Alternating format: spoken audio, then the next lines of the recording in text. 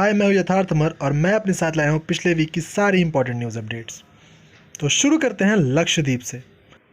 लक्षद्वीप एक ऐसा समूह है जिसमें 36 द्वीप हैं।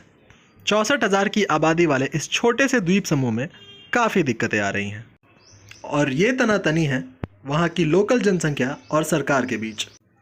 लक्षद्वीप में अभी पिछले दिसंबर से एडमिनिस्ट्रेटर के रूप में प्रफुल्ल पटेल कार्यरत हैं, जिनके द्वारा लिए गए निर्णय वहां की जनता को बिल्कुल भी नहीं भा रहे। अब ये क्यों हो रहा है, ये जानने के लिए हम लक्षद्वीप की रचना और आबादी पर ध्यान देते हैं। लक्षद्वीप एक कोरल द्वीप समूह है जिसमें कि अधिकतर द्वीप वीरान है, जिन पर कोई नहीं रहता। इनमें से 10 द्वीप पे ही नागरिक रहते हैं जिनका पेशा मछली पालन, खेती इत्यादि है।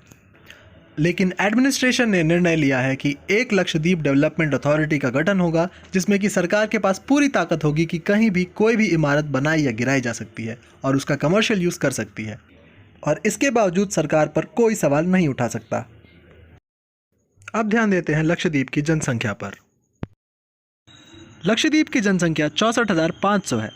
यहाँ की आबादी मूल रूप से आदिवासी है, जिसमें कि 96% लोग इस्लाम फॉलो करते हैं, 2% से 3% हिंदू हैं और बाकी कुछ बचे खुचे क्रिश्चियन और सिख लोग हैं। ऐसे में प्रफुल्ल पटेल के द्वारा लिए गए कुछ फैसलों का विरोध यहाँ के मुसलमान इसलिए भी कर रहे हैं क्योंकि इनमें बीफ बैन, शराब के अड्डे खोलना और पंचायती चुनावों में 2 बच्चों से ज़्यादा पैदा होने पर पंचायत का हिस्सा ना बन पाने वाले नियम शामिल हैं। इन सब के अलावा सरकार ने एक एंटी गुंडा कानून भी लागू किया है, जिसके तहत किसी भी व्यक्ति को महज शक के बिना पर 1 साल के लिए डिटेन किया जा सकता है। दूसरी खबर है हरियाणा से, जहां पर संपत्ति क्षति वसूली विधेयक पूर्णतः पारित हो चुका है। 19 मार्च को यह बिल पारित हुआ था विधानसभा से, जिस बिल के तहत कोई भी उपद्रवी यदि किसी भी सरकारी संपत्ति का हनन करता है, उसे नुकसान पहुंचाता है किसी भी प्रोटेस्ट में, तो सरकार के पास ये अधिकार है कि उससे उस क्षति की वसूली कर सके। हरियाणा में मनोहर लाल खट्टर जी की सरकार है, जो कि भारतीय जनता पार्टी से है।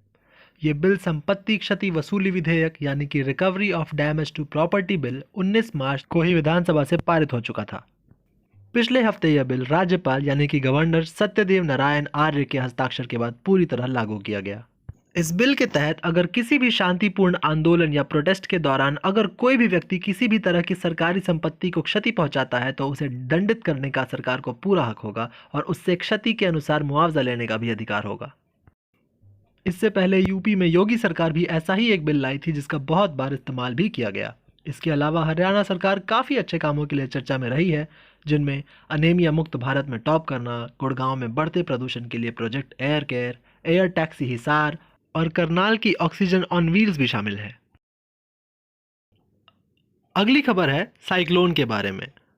जिस चक्रवाती तूफान की आशंका पिछले हफ्ते जताई जा रही थी, उसी चक्रवाती तूफान यास की वजह से पश्चिम बंगाल एवं उड़ीसा के काफ़ी क्षेत्रों में भारी क्षति पहुंची है।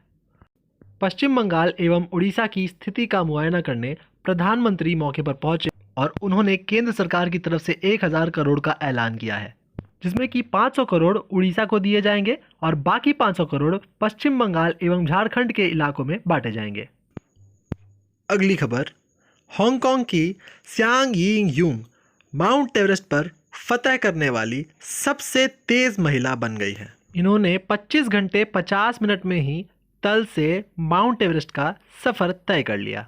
बेस कैंप से माउंट एवरेस्ट पर पहुंचने में इन्हें केवल 25 घंटे 50 मिनट लगे और ये अपने आप में एक बहुत बड़ी सफलता है।